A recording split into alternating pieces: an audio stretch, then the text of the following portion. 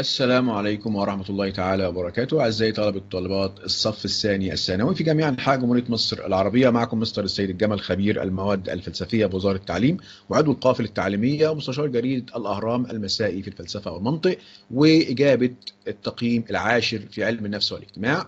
أولا ورقة عمل الحصة اللي هو الأداء الصفي. سؤال في علم النفس يعرفه علماء النفس بأنه عملية اكتساب الفرد لأنماط سلوكية جديدة أو تعديل سلوكياته الحالية بهدف التكيف مع المواقف والمسارات اللي بيواجهها. طبعا ده مفهوم التعلم، تغير شبه دائم في أداء الفرد أو سلوكه نتيجة الخبرة والممارسة.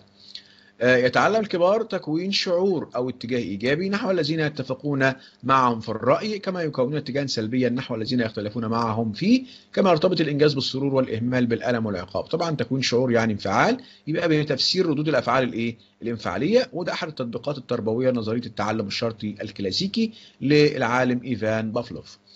السؤال في علم الاجتماع وبالتحديد العولمة. وفرت المنصات التعليمية الإلكترونية فرص لتعلم الأشخاص في مختلف أنحاء العالم. المنصات دي موجودة فين؟ موجودة على الإنترنت. يبقى إذن الإنترنت وده بنسميه تعلم رقمي أو ثقافة رقمية. الثقافة الرقمية من خلال المنصات التعليمية الموجودة على الإنترنت. السؤال بعد كده في علم النفس. يصفه علماء النفس بأنه المثير الذي يؤدي تلقائيا إلى استجابة فطرية.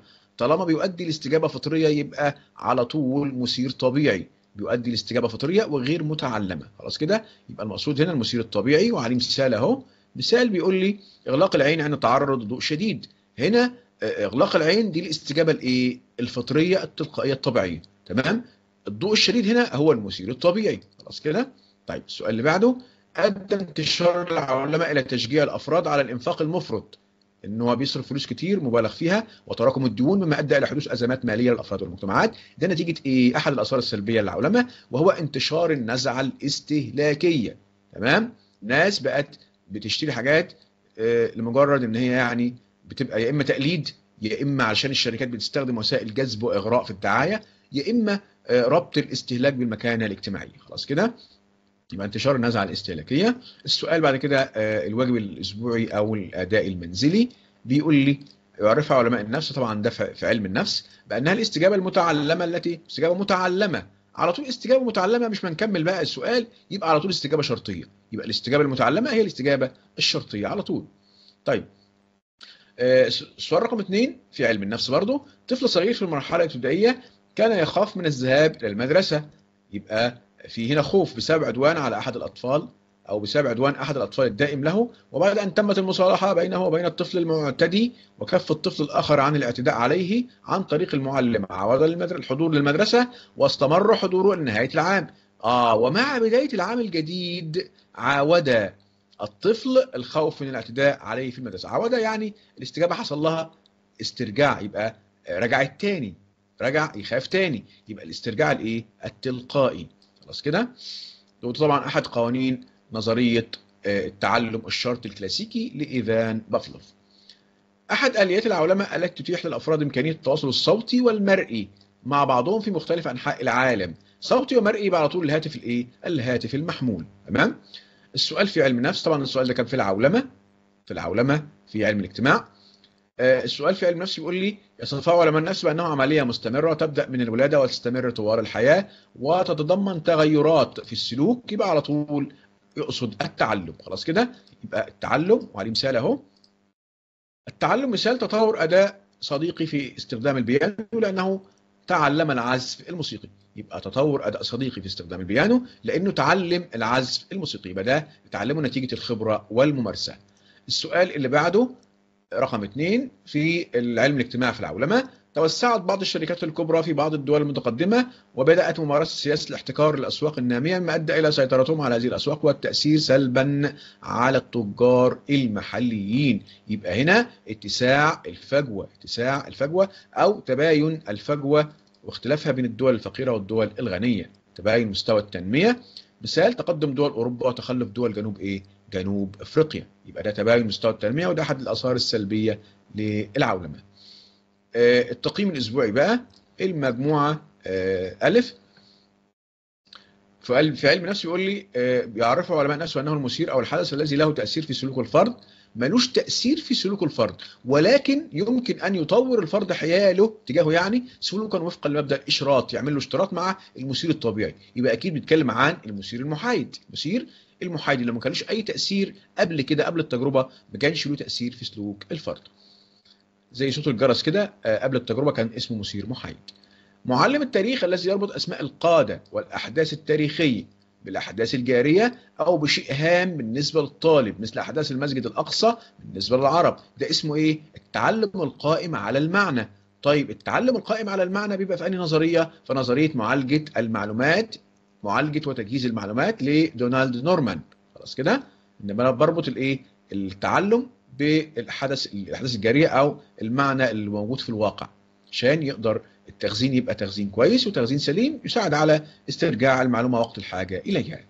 رقم 3، ساعد انتشار العولمة على تبادل المعلومات والبيانات بين المؤسسات والأفراد بصورة أسرع وأسهل، مما ساهم في تحسين العمليات التجارية والإدارية. مين اللي غير مفهوم العمل والتعلم؟ الإنترنت غير مفاهيم العمل والتجارة والتعلم. خلاص، يبقى اللي غير مفهوم العمل والتجارة هو الإنترنت. سؤال في علم النفس. أثبتت الدراسات النفسية أنه عملية تتضمن تغيرا في المعارف والمعتقدات والسلوك والانطباعات، وهو شيء يقوم به الأفراد من خلال عدد من الممارسات. طبعا ده أكيد مفهوم التعلم. مفهوم التعلم. مثال تطور أداء صديقي في استخدام البيانو لأنه تعلم العزف الموسيقي. السؤال برضه في العولمة في علم الاجتماع رقم 2، اللي عدى كان في علم النفس. السؤال في علم الاجتماع رقم 2 بيقول لي: تستخدم الشركات استراتيجيات تسويقية متقدمة لخلق رغبات جديدة، بتستخدم ما أسلوب مغري في الدعاية لدى المستهلكين، مما يدفعهم لشراء منتجات قد لا تكون ضرورية. بشتري حاجة أنا مش محتاجها نتيجة تقليد. تمام كده؟ نتيجة إن الشركات بتستخدم وسائل جذب، نتيجة إن أنا ربط الاستهلاك بالمكانة. يبقى كل الحاجات دي اسمها انتشار النزعة الإيه؟ انتشار النزعة الاستهلاكية، وبالتحديد في السؤال ده التقدم في فنون الإيه؟ الدعاية والإعلان. خلاص كده؟ تقدم في فنون، أو بيقول لك بتستخدم استراتيجيات يعني طرق تسويقية متقدمة بتجذب المستهلك ان هو يروح يشتري السلعة دي حتى لو هو مش محتاجها. يبقى انتشار النزعة الايه؟ بعد كده المجموعة ب، يعرف احد علماء النفس بانه اي رد يحدث على نحو تلقائي كرد فعل المنبه ما يحدثه. رد فعل تلقائي يبقى طبيعي، تلقائي يعني طبيعي. طيب رد الفعل يعني استجابة، يبقى بالتأكيد هيبقى استجابة طبيعية ردا على مثير طبيعي. خلاص كده؟ يبقى هنا بيتكلمني عن الاستجابة الايه؟ الاستجابة الطبيعية. خلاص؟ اهو الاستجابة الطبيعية. طيب تعريض الشخص للمثير الذي يسبب الخوف بشكل تدريجي ومراقب يساعد في تقليل الاستجابة العاطفية المرتبطة به. ده بيتكلمني هنا عن نظرية التعلم الشرطي الكلاسيكي، ان انا ممكن يعني نعمل عملية ايه؟ احلال لسلوك معين، نعمل عمليه اطفاء لسلوك غير مرغوب. هنا الخوف سلوك غير مرغوب، انا بعمل له عمليه اطفاء. يبقى الشرطي الكلاسيكي. تمام كده؟ نظريه التعلم الشرطي الكلاسيكي. اصبح من السهل في ظل العولمه نشر الاخبار والمعلومات عالميا، حيث تقوم العديد من القنوات الاخباريه. القنوات الاخباريه على طول يبقى الفضائيات بدون شك، يعني الفضائيات. خلاص كده؟ طيب السؤال اللي بعد كده في، طبعا ده كان في العولمه برضه في علم الاجتماع. السؤال اللي بعد كده في علم النفس. يؤكد العلماء على انه تغير ظاهر في سلوكيات الافراد نتيجه الايه؟ الممارسه الثابته بشكل نسبي. طبعا بيتكلم عن مفهوم التعلم زي ما قلنا اهو. مثال تطور اداء صديقي في استخدام البيانو لانه تعلم العزف على الموسيقى. السؤال اللي بعده: ادى انتشار العولمه، برضه سؤال في علم الاجتماع في العولمه، الى ارتباط المظاهر الاستهلاكيه بوضع الفرد. ارتباط الاستهلاك بالمكانه. الناس بتدي مكانه اعلى لمن يستهلك اكتر. انت بتشتري في اليوم ب 5000 جنيه وانا بشتري ب 500 بس، لا يبقى انت ليك مكانه اكتر. تمام؟ عشان انت بتشتري كتير، يعني بتستهلك كتير. يبقى هنا ربط الايه؟ الاستهلاك بالمكانه الاجتماعيه اهو. ودي طبعا احد الاثار السلبيه للعولمه، ربط الاستهلاك بالمكانه الاجتماعيه، والحته دي بتقع ضمن عنصر ايه؟ انتشار النزعه الاستهلاكيه. طيب رقم ج، المجموعه الاخيره طبعا في علم النفس. يعرف احد علماء النفس بانه اي حدث يمكن ان يحدث استجابه لدى الكائن الحي بطريقه لا اراديه، يعني بطريقه عفويه، يعني بطريقه تلقائيه. طبعا هو المثير الايه؟ المثير الطبيعي اللي هو بيديني استجابه طبيعيه او تلقائيه او عفويه، ما هياش استجابه متعلمه. يبقى ده المثير الطبيعي. يقول عبد الوهاب المسيري: المعرفة الإنسانية معرفة مقارنة، فنحن لا نعرف الشيء في حد ذاته، بل نعرفه في علاقته بشيء يشبهه وآخر يختلف عليه. شيء يشبهه وآخر يختلف عليه، علاقات التشابه هنا، دي علاقات التشابه. طيب علاقات التشابه دي موجودة فين؟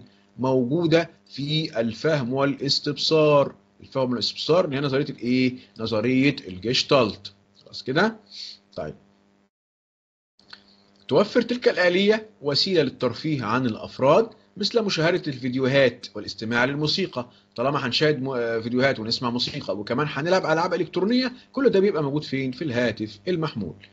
طبعا سؤال في العولمة في علم الاجتماع. سؤال بعد كده في علم النفس. يقول الدكتور أبو حطب إن المثير الشرطي يكتسب قدرته على انتزاع الاستجابة الشرطية من اقترانه بالمثير الطبيعي، ويتوقف ذلك على عدد مرات الاقتران.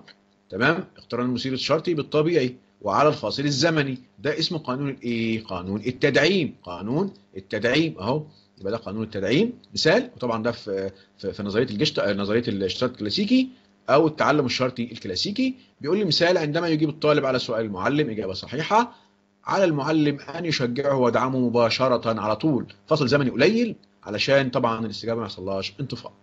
طيب بعد كده، تعمل العديد من الشركات الهواتف الذكية العالمية على إطلاق حملات تسويقية ضخمة سنويا لدفع المستهلكين إلى شراء أحدث إصدار، حتى لو كانت هواتفهم الحالية تعمل بشكل جيد، حتى لو أنت مش محتاجها، مما أدى للإسراف وتكدس الأجهزة القديمة. طبعا هنا بيكلمني عن انتشار النزعة الاستهلاكية وبالتحديد التقليد برضو. يبقى هنا أنت هتروح تشتري حاجة أنت مش محتاجها عشان بتقلد بس غيرك، يبقى ده أحد الآثار السلبية للعولمة، انتشار النزعة الاستهلاكية وبالتحديد التقليد. هنا نكون وصلنا لنهاية التقييم.